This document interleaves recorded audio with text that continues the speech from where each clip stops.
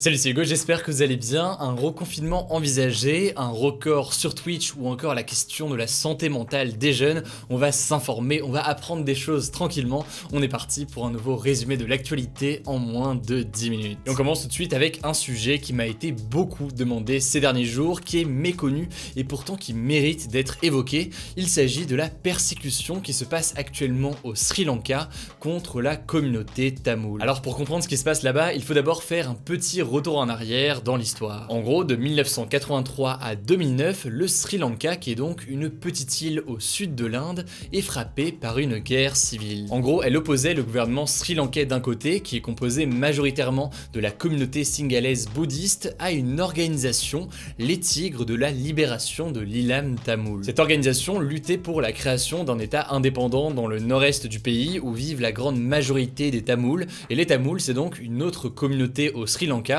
qui représente environ 18% de la population du pays. Or, en l'occurrence, cette guerre se termine en 2009 par une offensive de l'armée du Sri Lanka, et d'après une journaliste de la BBC de l'époque, entre 40 000 et 70 000 civils ont été abattus en 5 mois, dont une grande majorité donc de Tamouls. Ce massacre de très grande ampleur et méconnu, c'est l'une des choses que la communauté tamoule veut faire connaître aujourd'hui. Le truc c'est que depuis la fin de la guerre, de nombreux membres de la minorité tamoule accusent l'armée et le gouvernement de persécuter encore aujourd'hui leur communauté. Dans une vidéo pour France 24, un homme accuse l'armée d'avoir abusé sexuellement de lui, tout comme des dizaines d'autres victimes. Mais alors pourquoi en parle-t-on précisément aujourd'hui? Eh bien en fait, le 8 janvier dernier, les autorités du Sri Lanka ont détruit une statue commémorative pour les victimes tamoules de la guerre civile dans une université de la ville de Jaffna au Sri Lanka. Les étudiants de l'université ont protesté contre cet acte de façon pacifique, mais certains ont été arrêtés pour s'être opposés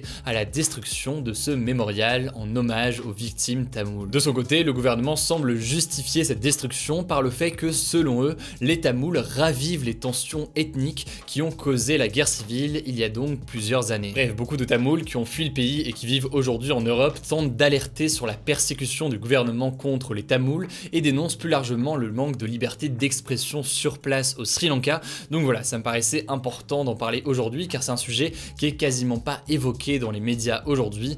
Or, la persécution semble se poursuivre encore aujourd'hui. Et si ça vous intéresse, en description, je vous mets plusieurs liens, notamment un lien vers un rapport de l'ONG de défense des droits de l'homme, Amnesty International. Allez, avant de parler de crainte de troisième vague et de reconfinement en France, je vais vous le parler très rapidement pour clore cette page à l'étranger du Brésil qui traverse une crise profonde ces derniers jours. Alors cette crise, elle est d'abord économique, puisque le président du Brésil, Jair Bolsonaro, a même affirmé que le pays était en faillite et qu'il ne pouvait rien y faire aujourd'hui. Le président Bolsonaro dit que c'est parce qu'on lui a imposé des mesures contre l'épidémie de coronavirus qui ont en conséquent freiné l'économie, mais pour l'opposition, la crise économique est surtout due à une mauvaise gestion du pays par le président Bolsonaro, et ce avant même la crise. Quoi qu'il en soit, la situation économique au Brésil est donc préoccupante à tel point que pour tenter de limiter son endettement, le pays a décidé de mettre en pause l'aide aux plus démunis qui a été mise en place au printemps dernier. Le truc c'est que cette aide d'environ 100 € par personne et par mois concernait 68 millions de personnes, soit quasiment tout simplement un tiers du pays. Alors d'un point de vue sanitaire, les habitants continuent souvent à vivre normalement sans forcément respecter les gestes barrières puisqu'il n'y a pas de mesures imposées à l'échelle nationale de façon aussi importante que ce qu'on peut connaître en Europe ou même en France actuellement. Et donc tout cela semble potentiellement favoriser la propagation de l'épidémie. Aujourd'hui, le pays vient de franchir le cap des 200 000 morts, soit 10% du total mondial des décès liés au Covid-19, sachant que les chiffres, en l'occurrence, seraient fortement minimisés selon de très nombreux scientifiques qui sont présents sur place. Par ailleurs, le gouvernement n'a pas vraiment mis en place de campagne de vaccination pour l'instant, puisque de toute manière, Bolsonaro semble réticent au vaccin. Bref, vous l'avez compris, il y a une crise économique, une crise sanitaire, et cette crise économique et sanitaire devient aussi une crise sociale avec une pauvreté qui devrait s'accentuer dans les semaines à venir.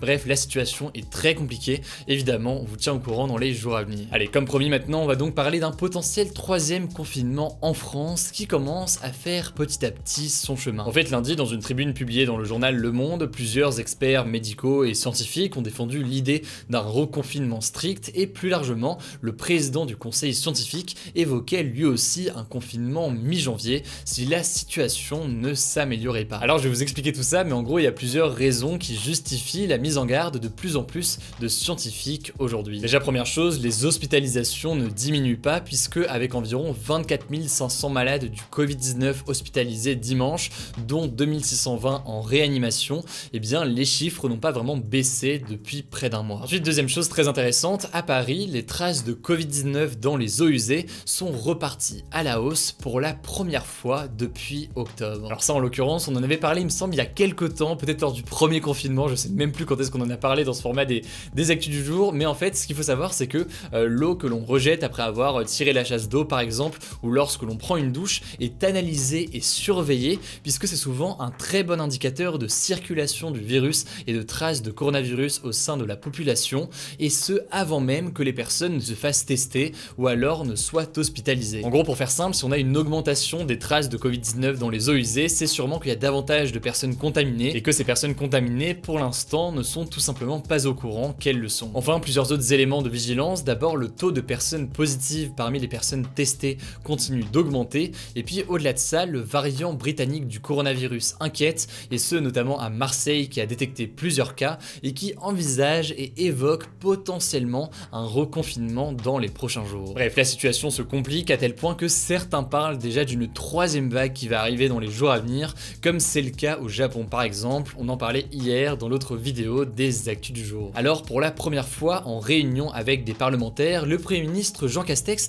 n'a pas écarté l'option d'un troisième confinement de la population, mais tout en affirmant en parallèle que le couvre-feu suffisait pour le moment. Jeudi, a priori, le Premier ministre doit annoncer de nouvelles mesures, on suivra ça du coup en direct sur ma chaîne Twitch, le lien est directement en description, mais d'après le média RTL, le scénario le plus envisagé serait un couvre-feu à 18h sur tout le territoire qui pourrait éventuellement être complété par un confinement complet le week-end, ce qui n'a jamais été testé par le gouvernement pour le moment. Alors pour le gouvernement, l'idée d'un reconfinement potentiel le week-end pourrait permettre d'éviter aux personnes de se retrouver entre amis ou en famille le samedi et le dimanche chez les uns et chez les autres le week-end, puisque logiquement le week-end, eh bien il y a moins de personnes qui travaillent. Alors vous l'aurez compris, c'est donc une mesure qui est sur la table du gouvernement aujourd'hui. Après, est-ce qu'il va décider de la mettre en œuvre dans les jours à venir? Vous connaissez l'expression, il faudra voir ce qu'il en est dans les jours à venir. Allez, en bref, comme chaque jour, voici des actualités supplémentaires qu'il faut retenir aujourd'hui,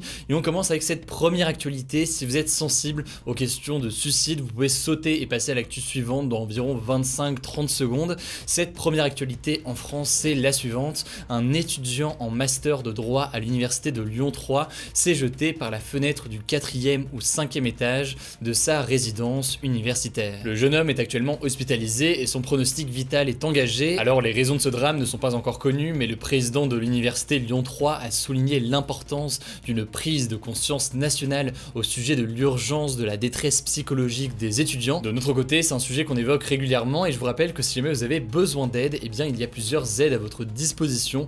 Je vous mets des liens directement en description. Deuxième info, cette fois-ci c'est une bonne nouvelle, le Royaume-Uni s'apprête à arrêter l'importation de biens suspectés d'avoir nécessité le travail forcé de Ouïghours, une minorité musulmane persécutée en Chine. Les mesures devraient être détaillées cette semaine, mais parmi celles-ci, il y aura certainement des amendes pour les entreprises qui ne contrôlent pas assez l'origine des matières utilisées pour leurs produits, puisqu'il a notamment été révélé il y a quelques semaines que les Ouïghours effectuaient du travail forcé dans les champs de coton en Chine. La troisième info, elle tient en une phrase, c'est un petit point sur la vaccination en France. Près de 140 000 personnes ont déjà reçu la première dose du vaccin, contre 332 au 1er janvier. Je vous l'avais dit, le gouvernement vise 1 million de Français vaccinés d'ici à la fin du mois de janvier. À voir donc si cet objectif sera réellement atteint, sachant que à l'écran, vous voyez actuellement comment s'en sortent les autres pays du monde. Enfin, dernière actu, c'est un nouveau record sur Twitch. Le streamer espagnol The Grefg, je crois que ça se prononce comme ça, j'ai toujours un petit doute, mais il a tout simplement battu le record du plus grand nombre de spectateurs en même temps sur Twitch.